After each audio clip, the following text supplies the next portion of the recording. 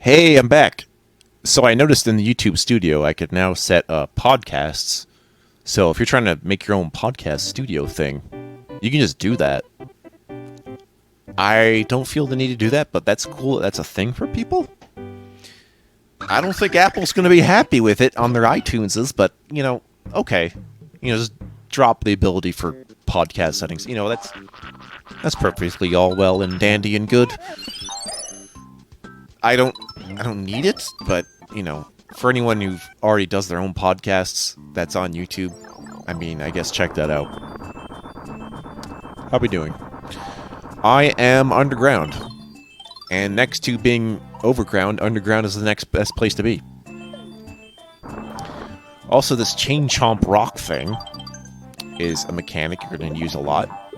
You just push it down. It can be used as a impromptu platform. It also kills things it runs into, and such. And there's plenty of stages to go around with them in it. Sometimes the game designer pulls a ha-ha funny and drops them from the sky.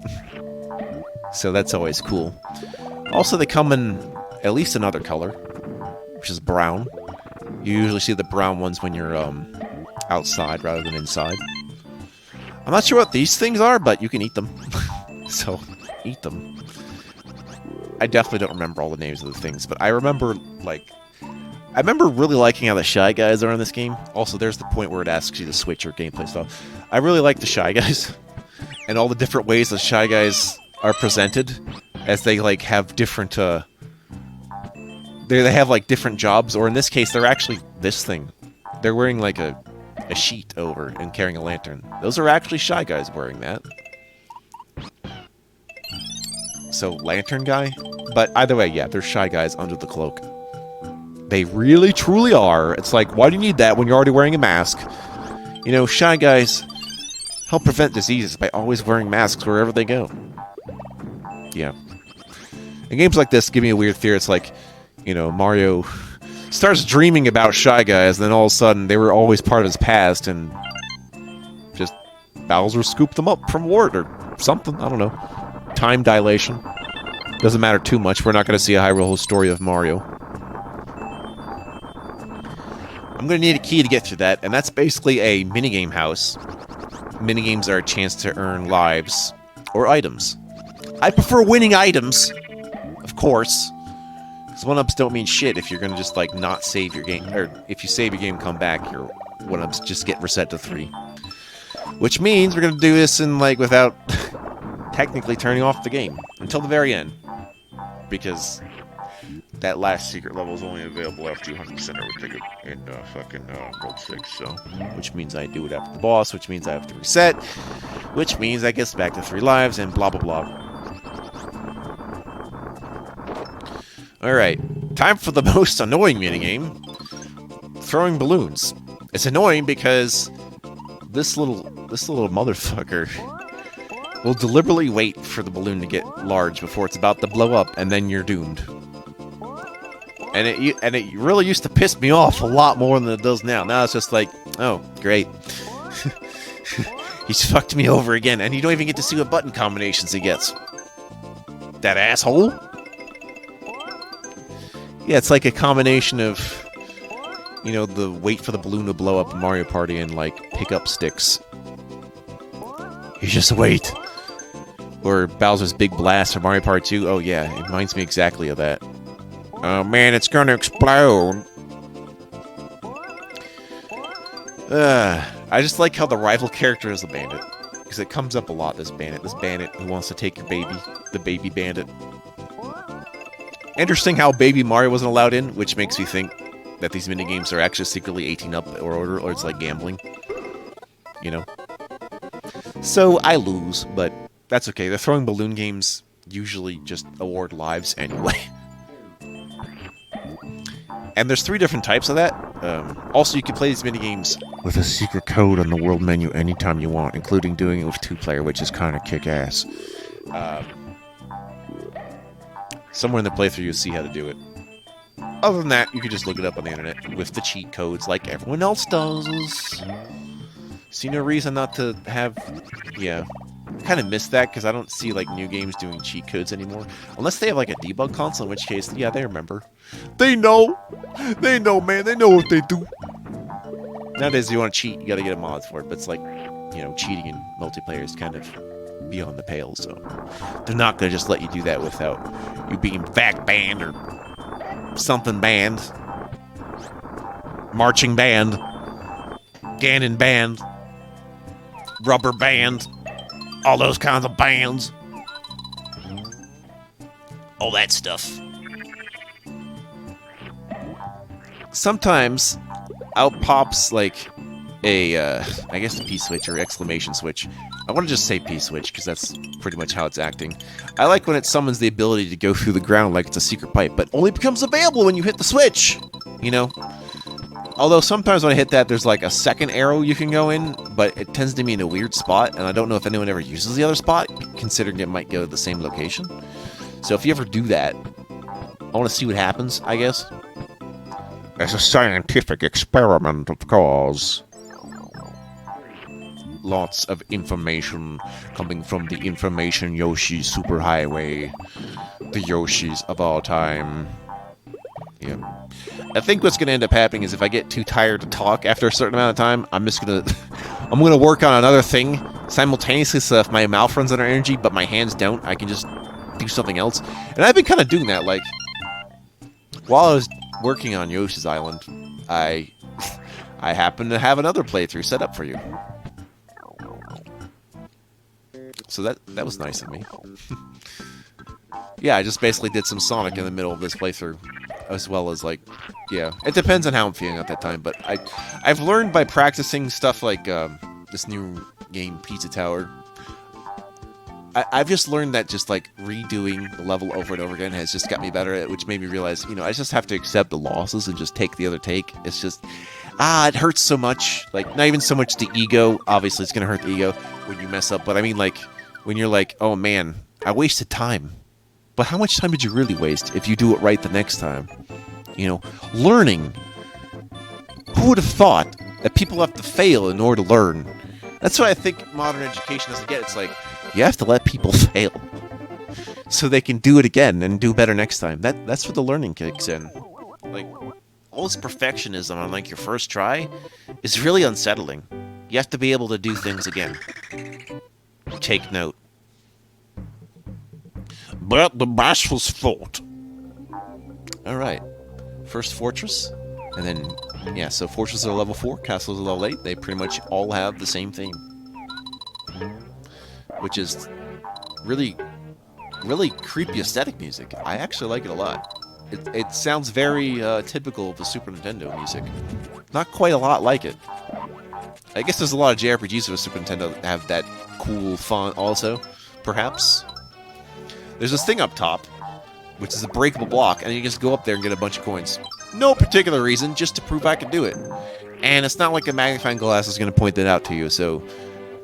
Not every secret is available due to the magnifying glass of your gods and worshippers. So we got some 3D effects. Did I mention Yoshi's Island uses something called the Super Effects chip, or rather the sequel, the Super Effects 2 chip? This is probably not why you see it on Virtual Console, because I think it has to do with whoever licensed out the Super Effects 2 chip, so instead you get, like, releases of Super Mario Advance 3, or the other Yoshi's Island games that were made, like Yoshi's Island DS, New Yoshi's Island.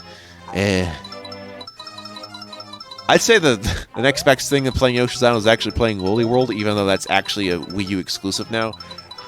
I'm hoping they re-release that for Switch. It's just that since they made another game like it, that they haven't done that. But I actually prefer Woolly World now to the Switch Yoshi game, even though I don't mind it at all. Like, I like the aspect of going backwards through the same stage you're at, just to see it on, like, the backwards side, which is kind of cool. Like, have an actual mirror mode where, you know, it doesn't just turn you the way, it actually flips the background and such. It's like, okay, that's cool. But I think 100%ing that game was just kind of weird, because you were just doing, like, mundane tasks. So, there's all that. But no, I definitely prefer Woolly World as the next best Yoshi game. Like, it's up there with, like, how I prefer, like, I've been tempted to go buy the Return to Dreamland Kirby thing remake.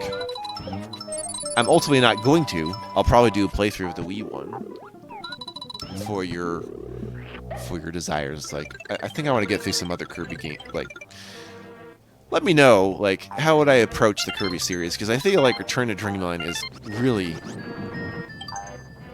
my coup de grace Kirby game that I want to, like, start with.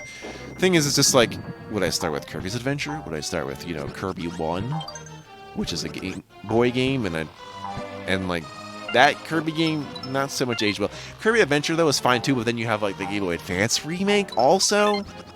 So, I have to wonder about doing that instead, as opposed to the NES one, even though the NES one's all bumps and bruises.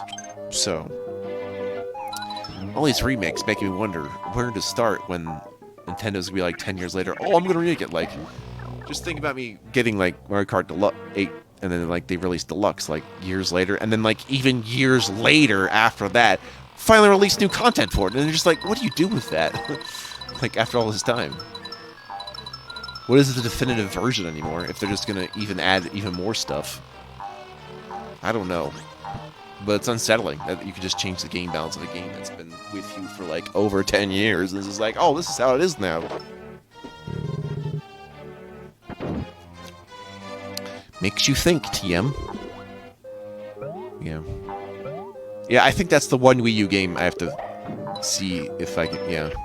That's the other thing, though, is like, how would I do Wii U playthroughs, you guys? Like, I have the second screen to work out that you're probably not going to see. So, not happening. Just not happening right now. I don't know how I want to do the double screen thing on YouTube. I just don't see how I'd want to do that right now. Like, unless I could somehow separate into two different YouTube videos, then that opens up a whole other can of worms. So, yeah. Not to mention the video size for, like, the DS or 3DS. Like, the top screen is bigger than the smaller screen, so that, like, mucks it up even more. Alright, so usually, you know, you get presented with an enemy, then Kamek talks shit, and then it turns into a kaiju. It's like, make my monster growl! You know, it becomes a Super Sentai. Did you kill Rita? Repulsa? Alright, lifting up those pants. Like he's living in the 19th century. I got my pants up really high. The goal is to make him naked, and he'll be so embarrassed that he'll die. Literally death by embarrassment. Yeah, yes. You know what I call that thing that gives you eggs for free? Oh. Well, I got hit. Runs over, boys. No perfection here. But, no, that just means I'll just start the boss fight over. I really just forgot how he's going to approach me when I hit him. And, you know, it's going to cost me a baby or two. Many babies. Yeah, I call that thing that spits out eggs. It's an eggplant. Haha. It's literally a plant that shoots eggs. Which, you know, begs all kinds of questions. Not to mention Yoshi's digestive system. Like, what is the ecosystem of Yoshi's Island? Where anything he eats becomes, like, hatchable material? I don't know why I get these glitches only during boss fights. That is weird, but it doesn't really affect the rest of my playthrough, so I just left it in there. Sorry. I didn't even notice that one. The one graphical glitch I noticed was doing the World 4 boss, and that was about it. I forgot about it even happening here. So I imagine it's something to do with how the Super FX 2 chip works, along with all the mode 7ing. There sure is a lot of mode 7ing in this game, more than you think. Good old mode 7. You know, you got blast processing, and you got mode 7.